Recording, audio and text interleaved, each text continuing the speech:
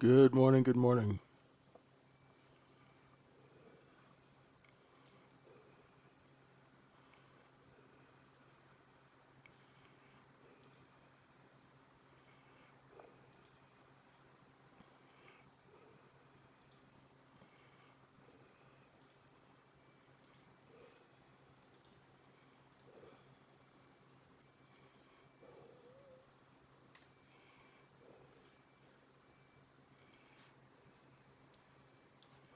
How's everybody this morning?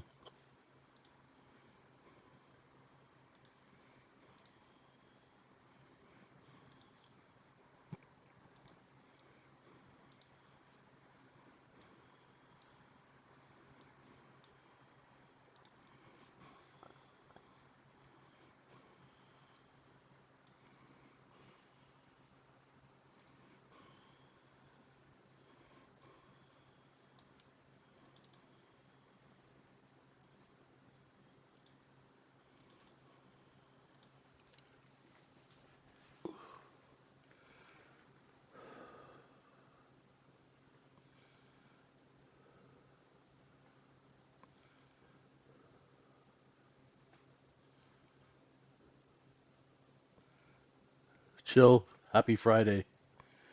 Yes, indeed. It is Friday. We made it.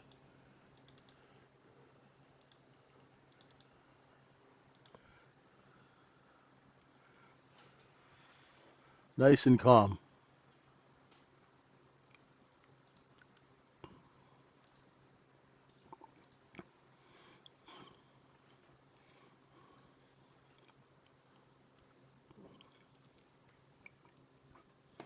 Hey, Kevin, Moran, Nate, Donnie, good morning. Travis, gang's all here. What's up, John? How you doing? What's going on, Doc? How are you?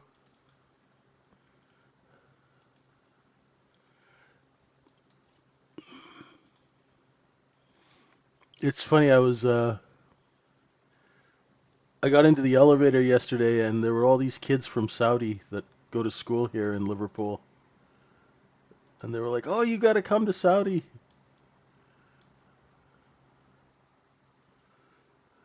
I'm like, "Yeah, I've got friends there. I got to come visit one of these days. I've never been."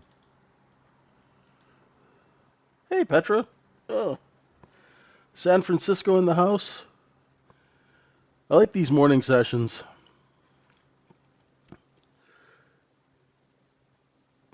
Valencia, San Francisco, Saudi Arabia,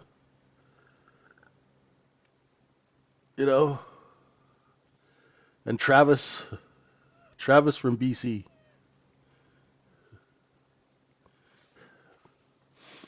Oh boy.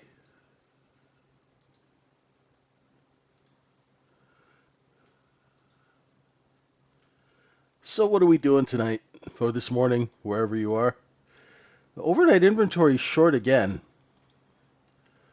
And even though yesterday we had this washing machine action in the market where we did this up and down and up and down and up and down, we still have selling, which is good. You know, it's good to see some selling because we didn't have any for ever since that gap move, the gap low, the top of the gap is here, and then we had this distribution for 1, 2, 3, 4, 5, 6, 7 days. We finally got some liquidation, but there is quite a bit of buying as we get into this lower area here. And I'm sorry, this is annoying, but I'm gonna bring this chart over. I want to show you folks where if we break, see right now we just did what we call a look below and fail of the previous day low. See, there's yesterday's low. There's the overnight low. So we did this look below and fail of that. If we take that out, this level right here is 58.41. The next level down will be 58.28, and that's that low here. That's where the stops are. Going all the way back, I think it's to the 12th. 58.25 is an old level of mine. And that's a level that's derived from the big balance zones from COVID. It's worked on the way up and it's worked on the way down, so watch out for that. The next set of structural stops is down here at 58.16. So I'm just giving you guys the lower levels because if we break this, there's really not much cushioning in this area. So 58.28, 25, and then this stop here at 58.16, and then that low here at 58, I think that's 5. And then, of course, we've got 5,800, which is a nice round number. Let's see if we can get that. It would be good for the shorts before month end, which is next week, to get a little bit more covering in. But right now, we are back inside yesterday's range. So when the markets are like this, when a lot of people will get caught, right? Because everybody wants to trade a breakout, right? So if a market breaks a level and looks back in, it just means that there's some responsive buying there that sucked up all the cheap inventory. Hey, trade maker, how are you?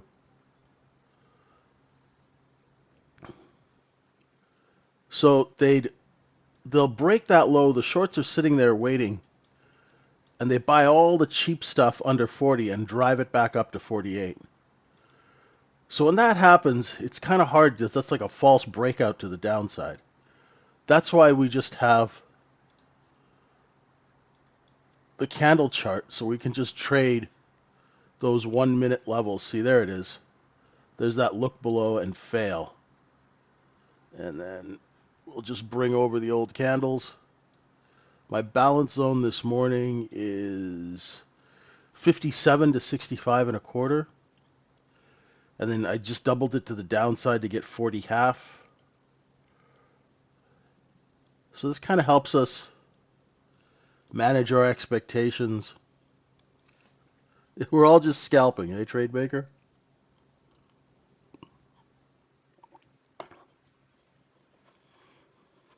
Right. Now, Doc holds his trades a little longer, and it's taken him some time to do that. I mean, we've been working together for a while. And, you know, when he's at the hospital, he can't be trading, right? He's got to look after his patients. So he's got to find a way to put in trades and hold them without constantly looking at his phone, you know? And that's a little harder because I know a lot of doctors who do trade, and it's not easy because listen, if you get caught looking at your cell phone when you're supposed to be looking at patients, you get in some serious trouble. So, you know, there are ways to do it while you're managing your risk. You know, it's nice when markets are in a trend and you can do that. Hey, good morning, Denmark. We've got a really international crowd this morning.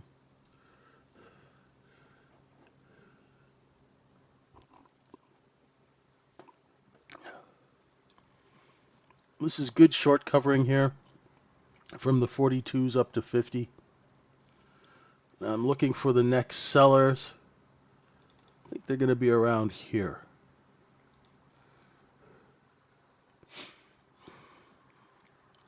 These balance zones are a little bigger than usual. We've got a larger than usual overnight range from last night and the night before.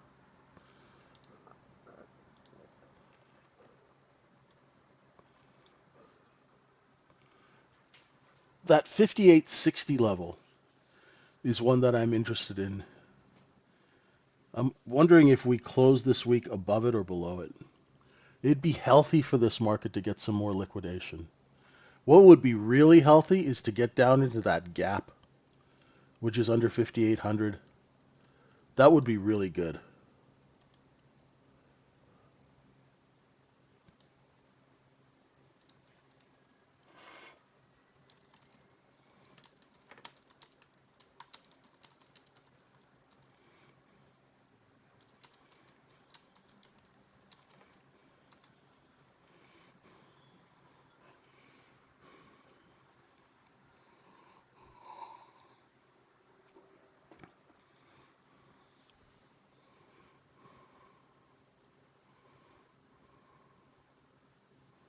Well, now it's kind of slowing down a little bit.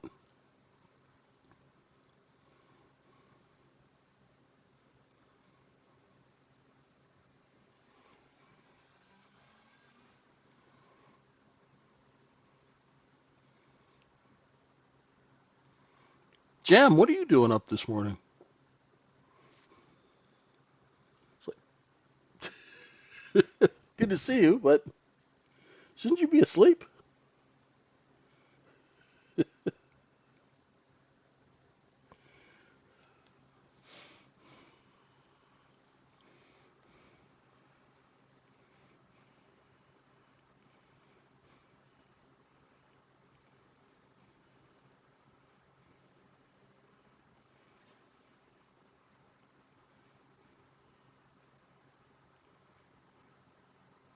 Man, it's so funny. This week has been. Somebody was asking me yesterday. He goes, somebody said, "Did you trade yesterday?" I think I took two trades, and just I had a lot of phone calls to do, but that's not really the excuse, and there's no really excuse.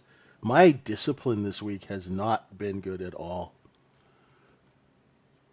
If I was grading myself as a trader this week for my discipline and my focus has just been like, you know, like a D minus, maybe even an F. I didn't lose any money, but man, I missed some good trades, and my focus just wasn't there. I just wasn't on the ball.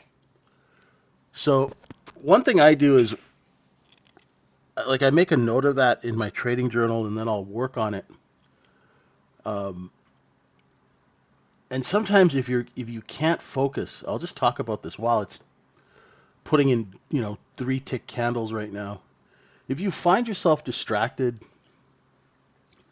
if you find yourself that you can't focus, that you're missing trades, um, maybe take a little bit of a break instead of trying to force it. Now, if you're just being lazy, that's another story.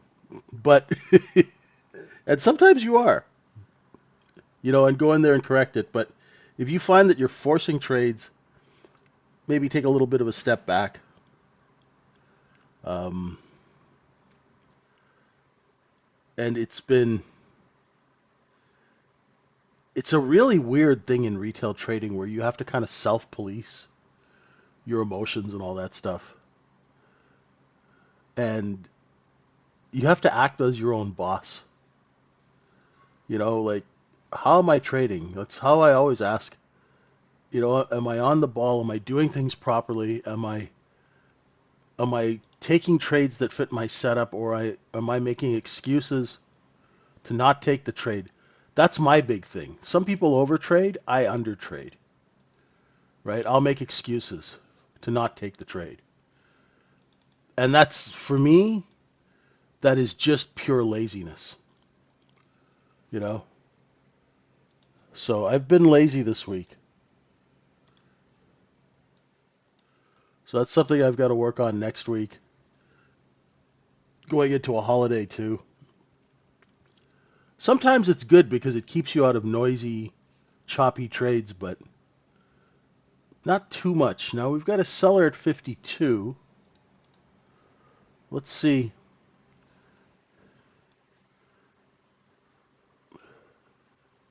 Ah, hey, John. There are sellers at 52, John, because they initiated here. So when the market gets back up here, they'll initiate again. That's I shorted 50, and I just covered one at 49. Now that's just micro, right? That's just micro. So what I did is I saw a seller at 52. I shorted 50, and when it dropped down here, I had a bid because I'm just scalping to see whether my brain is working and how my execution is this morning, right? No, you won't see that there because you're not used to looking at it. That's all. See, the tops of the candles, and since you've been away, this is something that we've been talking about a lot. And you haven't had a lot of time to watch the replays and you haven't been in the price action labs. So you've missed a lot because you've been traveling and you're teaching people how to fly and stuff. So it's not like you can have a laptop open on the flight deck of a commercial airliner, right? Doctors, pilots, you guys can't really trade at work, right? Could get a little dicey, right? Excuse me, ladies and gentlemen, we're hitting some turbulence, but I'm in an active trade right now, so I'll deal with that. I'll deal with that once I've finished this trade. Yeah, that would go over like a ton of bricks. So, John, when you look at a candle chart, the cool thing is one thing, and this is just from watching, and the reason is I used to be this guy, right? The one who initiated lower price. Because as soon as you see competition at a price level, you drop your offer, right? As soon as you see competition, you drop your offer. Because you got to compete, because you have inventory and you need to get out of your inventory. So when people start competing, you see the tops of the candles getting lower. And that's why you short. So for example, if I was short here, I'd put my stop here at 52. Right? I see a little bit of trading here between 48 and 49. So I know there's going to be a little bit of support, and lo and behold, there it was.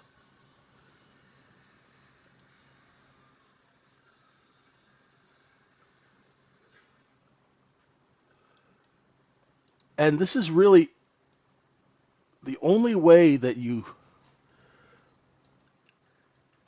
can watch this is by telling you what to look for. Somebody telling you what to look out for. Because a retail trader doesn't know about price competition, right? Because a retail trader is trading what? 3 to 5 contracts? The people who are creating this chart, they're trading thousands of contracts. And there's not just one of them. So like say Moran is a seller here, and then you show up and you're a seller here. So I got to undercut your price to grab the customer, right? So if you're a short seller, the biggest thing that you need is you need supply. If you don't have supply, you can't short. Yeah. See, look, if you're shorting that 50, 51, and you do some covering at 48, clip in and out for a couple of points. Now, if you're going to trade the middle, that's the way you trade the middle.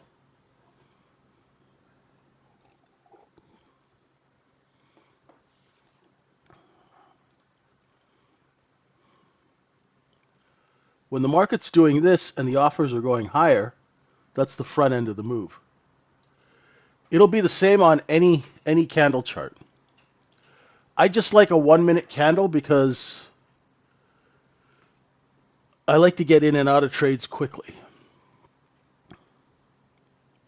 See, watch. See how the offer, we went down, and now the offer came back up over that white line? So that tells me that nobody has to sell under 49, under 49 and a half. This move down brought in buyers. This is like a little flash sale, right? Yeah, you can. The nice thing, William, is the business is the same on every single time frame. Whether it's a minute, 5 minutes, 30 seconds, 2 hours, 4 hours, right? So if these are hourly candles, and you've got this kind of move, you can really, if you've got good trade management, you can catch some good moves. And the nice thing is, here's the really cool thing. If you got your stop above that candle, right, and the market offers above it, then you know you've lost your seller. Like your seller is like your backup in a fight, right? If your backup leaves, get out because you're not going to push the market down. The sellers have to push the market down. And I don't know if you guys have ever heard this, but when you work in the industry, anyone who's ever worked in the industry, if you've heard the phrase selling alongside. So sometimes you're sitting on the trade desk and and the guy next to you gets a sell order, right? A big sell order, right? Client calls in and says, sell 500,000 shares of this stock. You know, and you're like, hey, can I sell alongside? Which means you're going to move the market lower. Can I short a little bit here? Would you mind? Right? Anybody ever heard that? Well, we're doing the same thing, except we're not sitting on a trade desk. We identify that there is a seller, and they're competing. So we sell alongside. When they stop selling, we cover. Now, you don't have to know. There's no technical indicators. There's no chart patterns. There's no mumbo jumbo, right? It's simple, right? You spot selling competition. How? The tops of the candles are starting to move lower on whatever time frame you're looking at. Now, when the offers start lifting, like they are now, you know that the sellers have seen buyers and they're going to raise price, right? So if you took that short, you'd be out of it here. You'd not still be short. I like. I'm a. I'm an. I've been in the business for 33 years, William. I buy on the bid. I sell on the offer. If I can't buy it on the bid, I know that there's no supply, and I'll just take the offer. I don't market. I don't do market orders.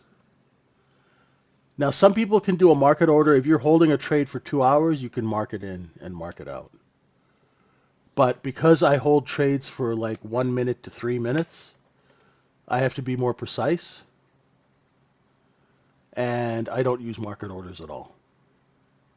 The only time that I'll use a market order is the flatten button, and that's if I'm in trouble.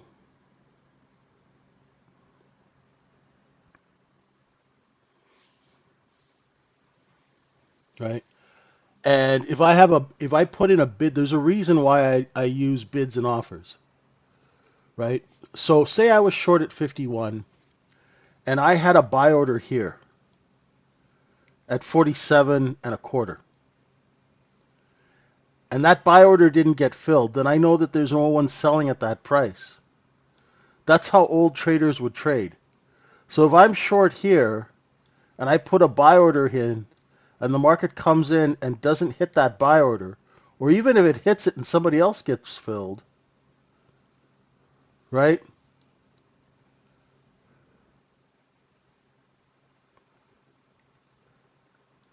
That means I don't get that fill, which means I better go grab it before it does this, like this. See? And that's why you don't have to have your stop at break even. There's no reason trading and putting your stop at break even, right? If you are short, you should at least have your stop a few ticks in profit. Yeah, if you're not getting filled, it means there's somebody ahead of you in line, which means you gotta,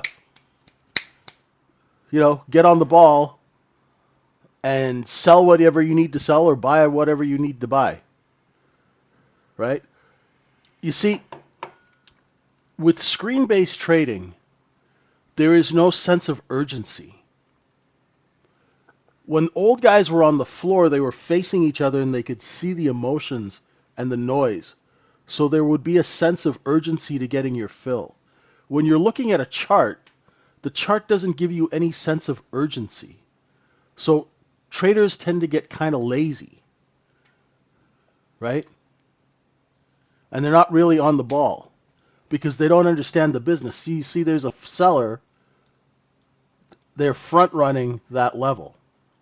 So if I was long, right, and I see that there's front running of that level, I better sell into it because most likely it'll come back down. right?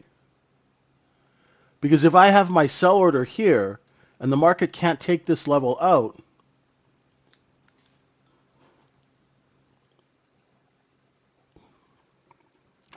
this is a much simpler way than looking at a DOM, right? This is much simpler. The other thing is this is transacted volume. A DOM is just expressions of interest, right? The other thing is no trader will ever show their hand in an order book, right? Unless they're high on cocaine. No trader will actually ever show their true intentions in an order book, right?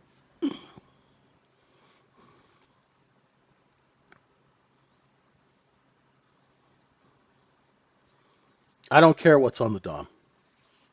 It's meaningless. If you and I are trading a stock, I will manipulate the level 2 and I'll make you think something's going on when I'm doing the opposite.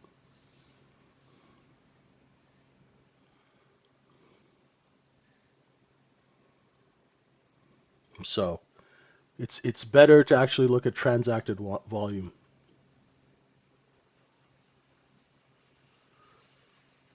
I talked about month end at the beginning of the session, Tim. That's next week. So, right. Yeah. So DOM level 2, whatever, it's just an order book, right? I would prefer to see the transactions because that's reality, right? That's reality. No problem, right? And all the chart is really is just showing you, all they're showing you is the transactions in a graphical format, right? So that's basically, you're looking at this here, right? So the old days, you just watch the bid of the ask, right? So when the ask starts moving lower, you know sellers are competing. When the ask starts lifting, you know sellers have seen buyers and are raising price. Pretty simple. But this way, you can see it in a nice, a little easier on the eyes, right? I care about transactions because there's an old saying, the tape never lies.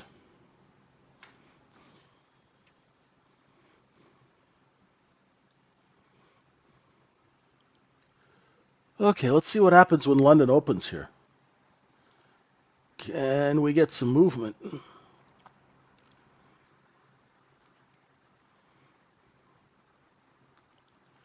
Looks like the ES is already taking the weekend off. There'll be a few good trades here and there, but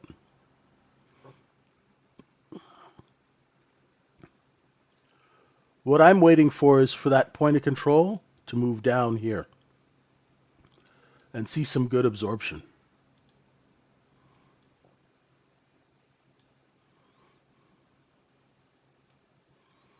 All right, we got some suckers coming in over 52. Whoops, I mean buyers.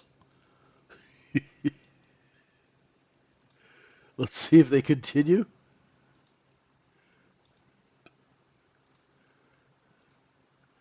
So you get a little brief burst of buying.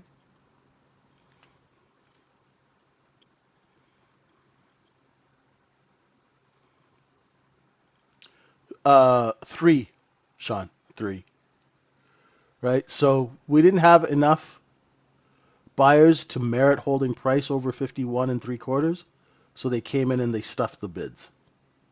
Now let's see if we can get over that line. Oh, look, see it offered, but no transaction.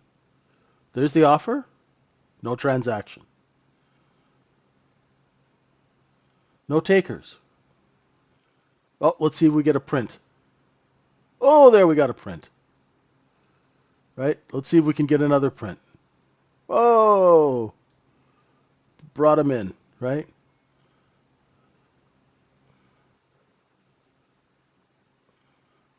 See, the offer will lift and try and draw buyers to buy it Those are those market orders, people buying the ask, right?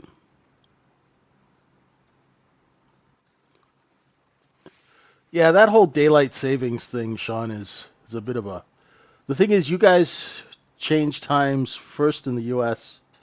and then they change in the UK afterwards. I think it's 2 weeks or a month afterwards. I don't know. It's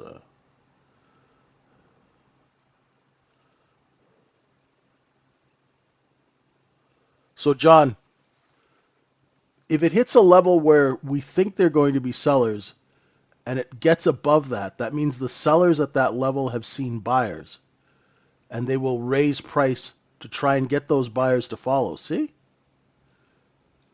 And if we have enough people short underneath 51, underneath 50, that'll help drive price all the way back up.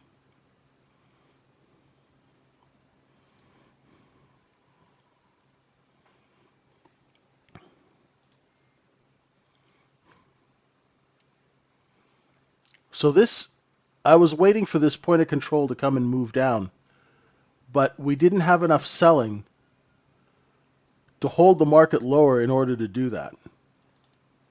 So,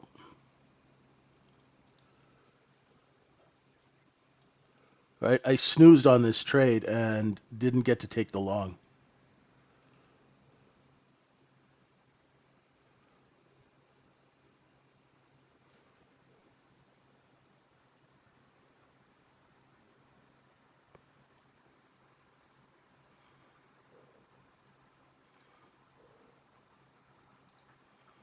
Make sure VWAP's in the same place where I left it. Coming into VWAP. So as we come into VWAP now, let's see if they sell into it.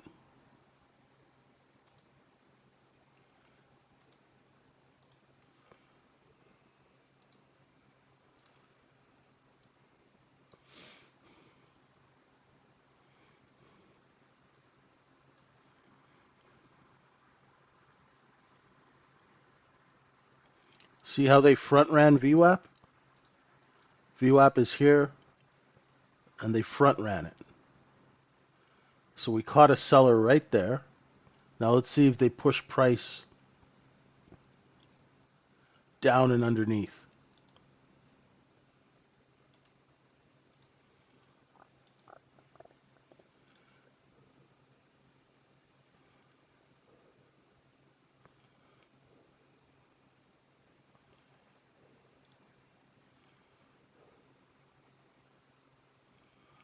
Now a lot of people will prematurely short this move.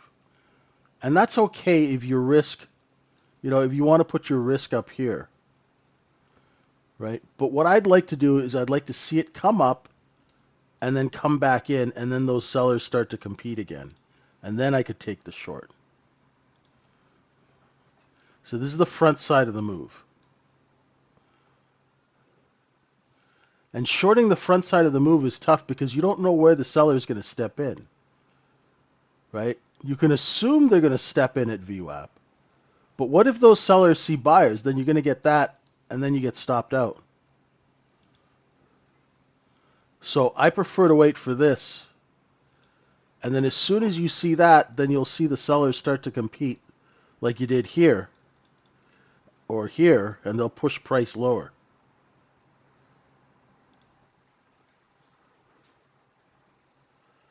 So we just tagged VWAP. Let's see if we get...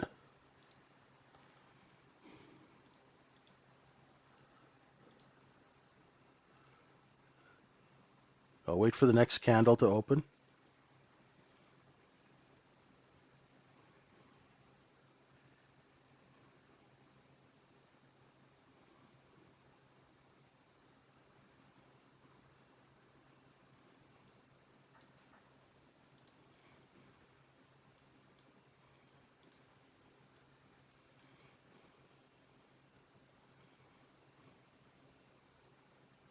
And I'm watching the offer and 57. I need that red line to come underneath 57, like there.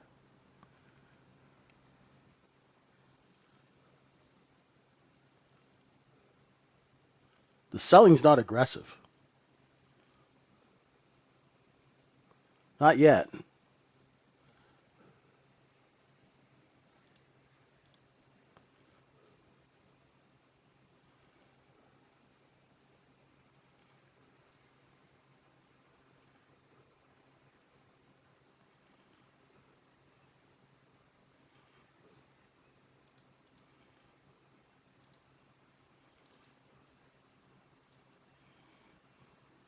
I'm not short yet because I see the offer coming up above for 57.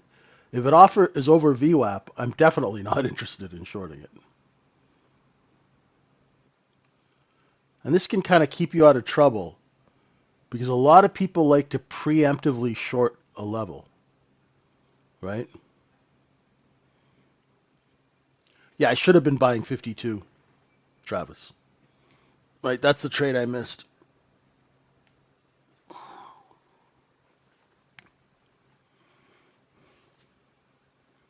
See, now I'm not interested in a short at all, right? And I don't want to buy the top, so I'll just wait for the next trade.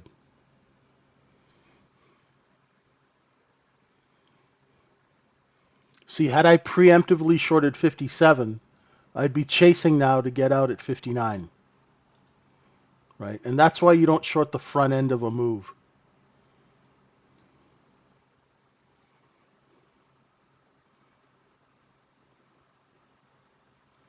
Because what happens, a lot of people, they get lazy and they short it when it breaks out, they short the breakout, they add to it here, they add to it here, they think there's going to be a seller at VWAP, then it goes and stops them out, and then out of it, then usually it'll come back in, right? That's why when you short, it happens when you go long too, right?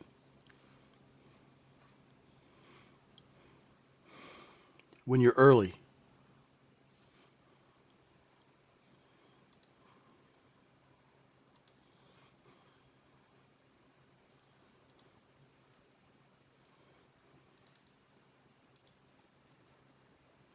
And 58.60 and 3/4, that's the top of my zone.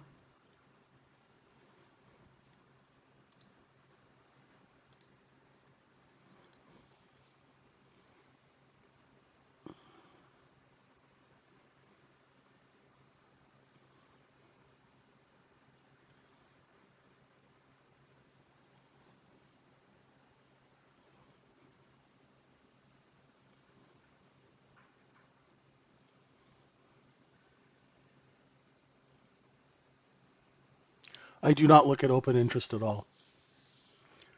I'm a scalper, William. If I was putting positions together and looking at sort of a longer term view, I probably would look at open interest. But the thing with me is every data point, right, has to help me in the execution of my trade or give me some sort of information as to where the buying and where the selling will be. Otherwise, it's useless to me, right? It has to be the information I use, and it took me years to figure this out because there's so much information that they throw at us, right? What information do you use when you're actually in the execution of a trade? Does that make sense? Like, can you take open interest and put that into a trading setup? Because when I'm in a trade, I need to focus on what's important, right? Here, I know that there's a seller right here. That's what's important, right? There's a seller here. You got 4 1-minute candles with the exact same top. And it's right where there were sellers before.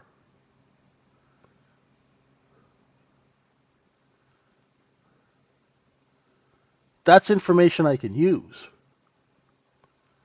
right? Say I was long. Say I had my crap together and I was long and I was going to hold it a little bit more above VWAP. Well, I know that there's sellers here, so If I see those sellers being active, I'll get out of my position, right? But if the market starts to lift, then I can say, oh my God, they see buyers, right?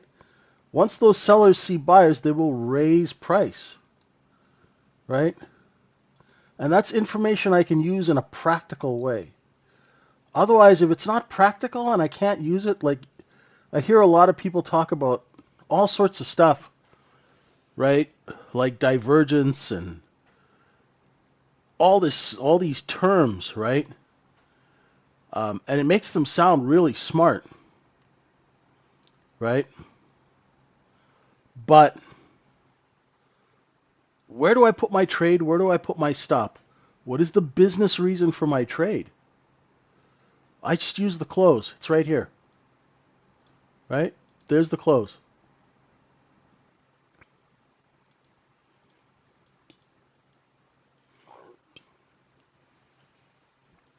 What does that tell me? It tells me inventory is short, and if we get up to the close, to expect some sellers, right? Not preemptively shorting this saved me a lot of money and frustration, right? I missed the long, but that's okay because it's only the first hour. Like, honestly, when I came into the thing, I just did these balance levels right before I got on with you guys. So I'm still looking to see how well the levels work. If they don't work well, I'll redo them. Does that make sense? All I need is the business reason to take the trade, right? I need to know whether I should stay in the trade or get out of the trade.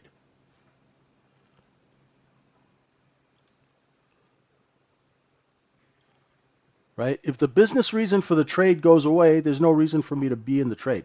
For example, had I preemptively shorted VWAP, right? So I went and shorted it here. Once the market started offering above VWAP, get the hell out. Admit you're wrong and get out before it costs you too much money.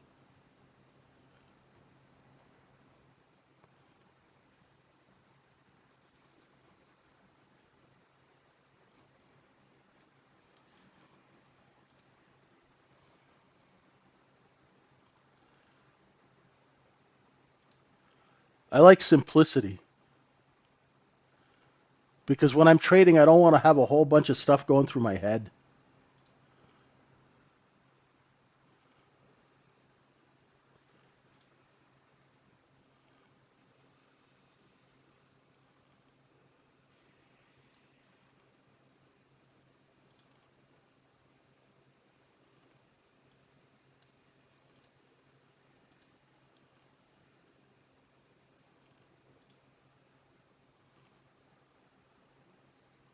Just keep it simple, right? I shorted a few at 60 and 3/4, and I'm just covering them here before VWAP. I'm flat.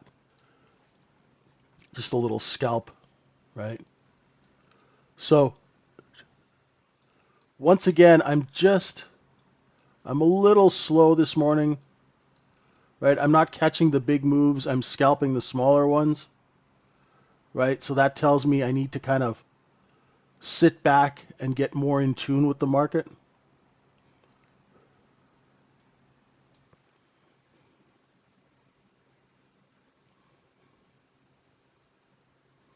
I was just shorting against my level. That's why I took that short.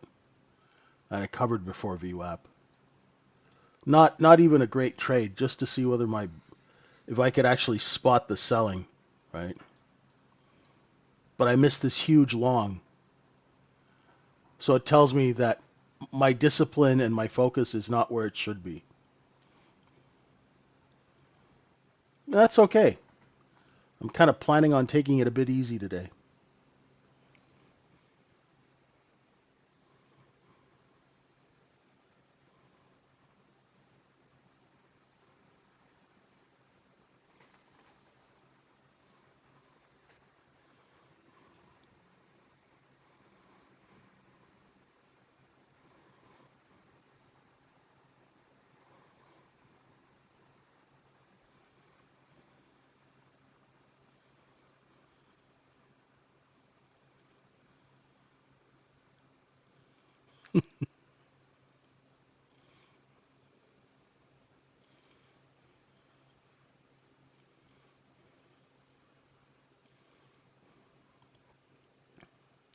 I think I was trying to focus on showing people how I know a lot of people get into trouble shorting. They get into a lot of trouble shorting the lows, right? Because they think it's going to break. And the biggest clue was that look below and fail. When we did that look below and fail, that told me that no one needed to sell under 43.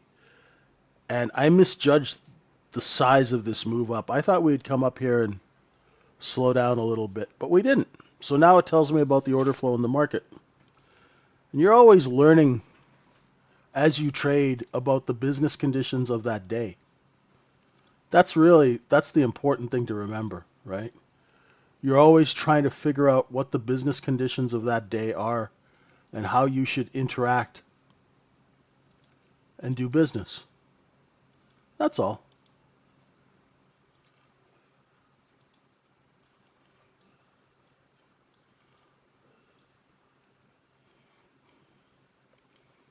Little bids off VWAP.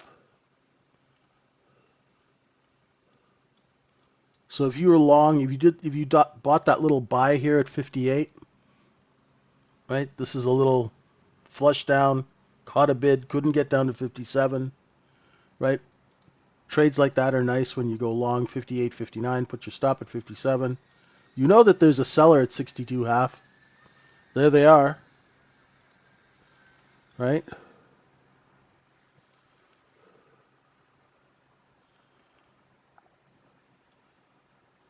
So if you were a scalper, that'd be where you take your profit. If you got more than 2 or 3 contracts, put your sell orders out. So when the market goes up, you get taken out of your product. And your target will be 65 and a half.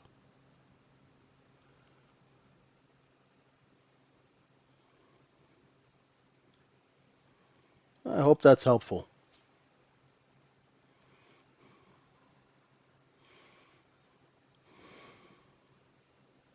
So that's what those lines are for, John. If I know that there's a seller at 64, John, I'm going to sell at 63 and a half.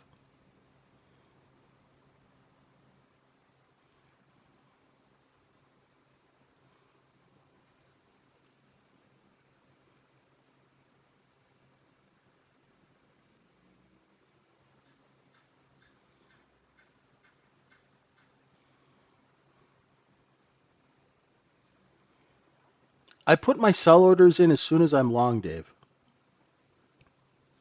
So had I bought 59, I would have had my sell order here at 62.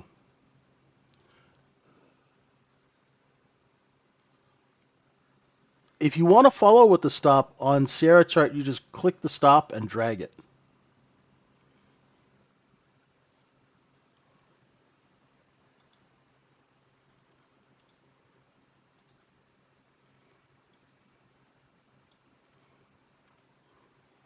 Yeah, if we can get over 65, Doc, I think 673 and a half, 74 will work. Yeah, there's 65 and a quarter. So we got some nice buying off of that liquidation. That liquidation where we looked underneath yesterday's low, that trapped quite a few shorts.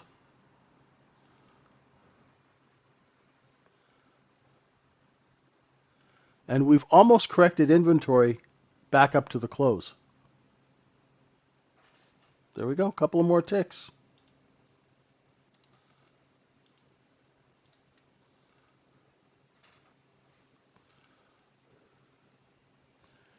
If we can get above the overnight high and stay above it,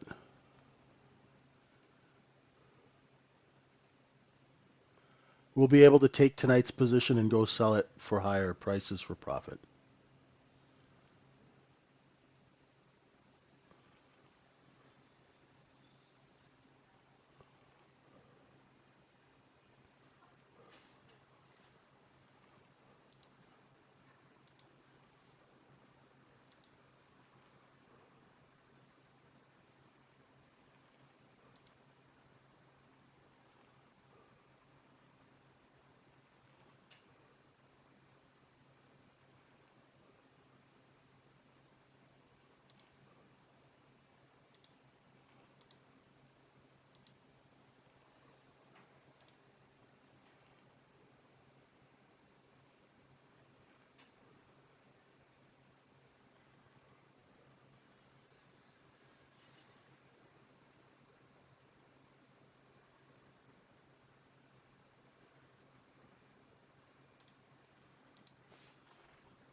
Any questions?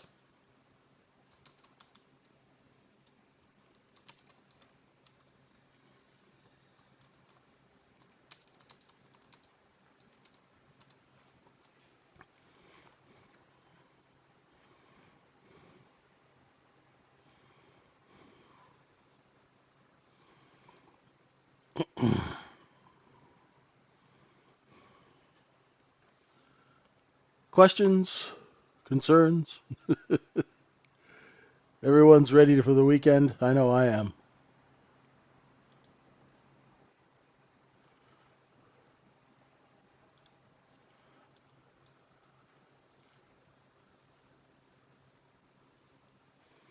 Yeah, it's a long weekend, Trav. It's Memorial Day in the U.S. And next week I'm gone Thursday and Friday.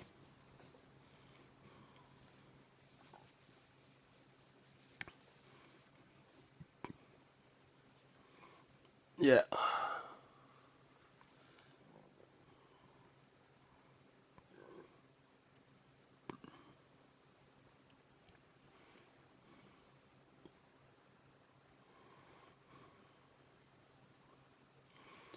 Why did I come to the UK? Oh, because my girlfriend's here. I met my girlfriend and she was here and didn't think it was fair to ask her to move to Canada. So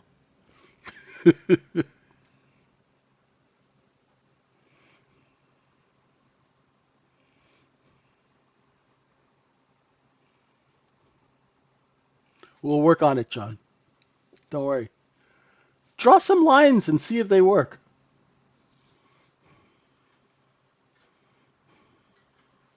Yeah, you had some good trades yesterday.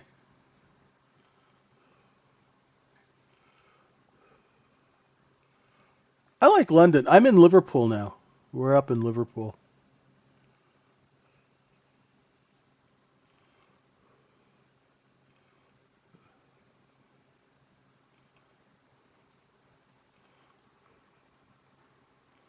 Exactly, Raj. Nice bid discovery. I love Liverpool.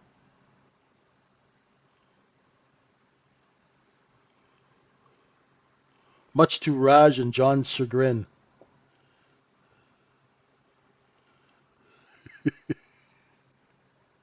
Liverpool's a great city.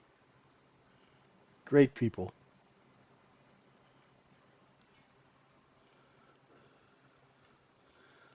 Yeah, well, there's a little sometimes, a bit too much Beatles music, but hey.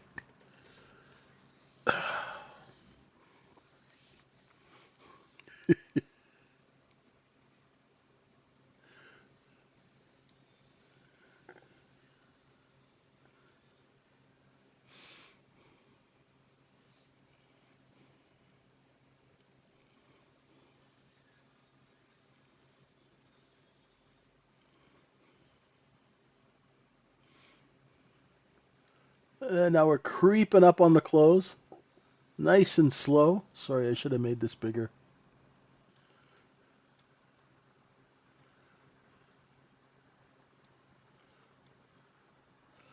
I mean, London is a nice city, but you need money there to live. It's expensive.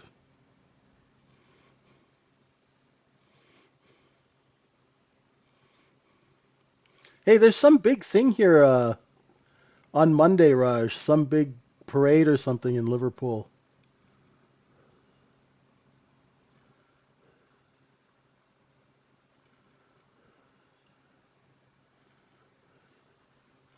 Maybe you should come up.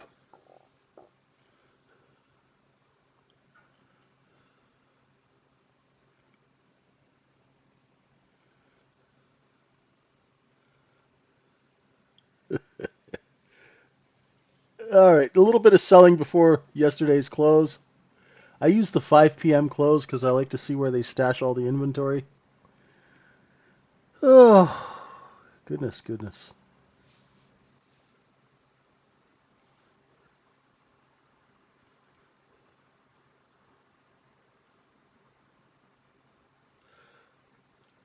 Didn't want to stay under 58.60, Travis? So, Travis, if you're a seller, right, and you have 500 contracts for sale, and you see them lining up outside the door of the store, what are you going to do?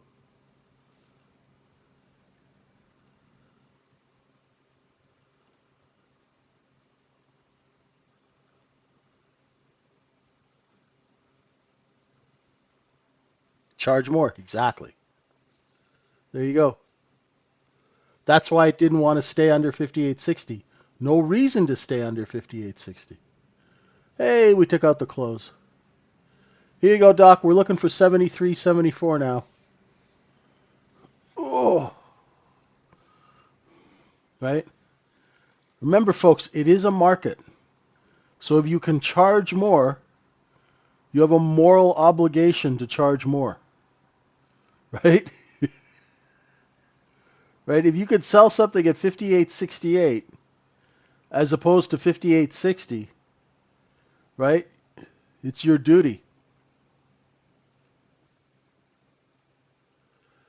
And staying above that, we'll be looking for the overnight high at 72.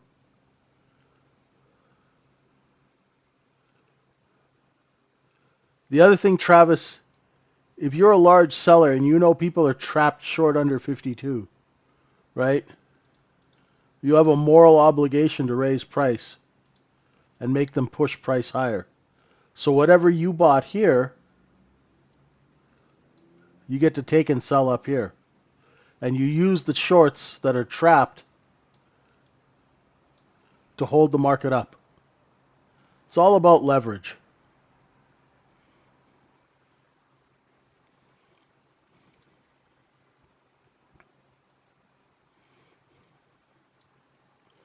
Yeah,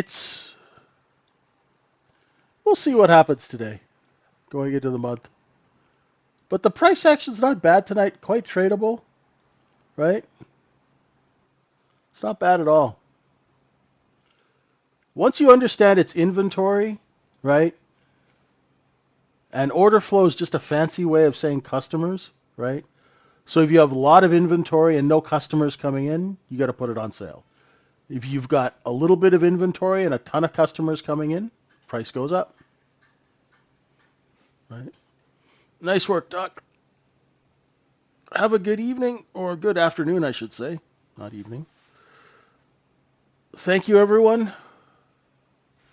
We'll see you at 9 a.m. Eastern Time. Thanks for being with me. We'll see you in a little bit. Thank you for being with us. Come visit us at Microfutures. The new trading room is thetradingsyndicate.org. And come spend some time with us. We'll teach you practical information. Thanks so much. Bye for now.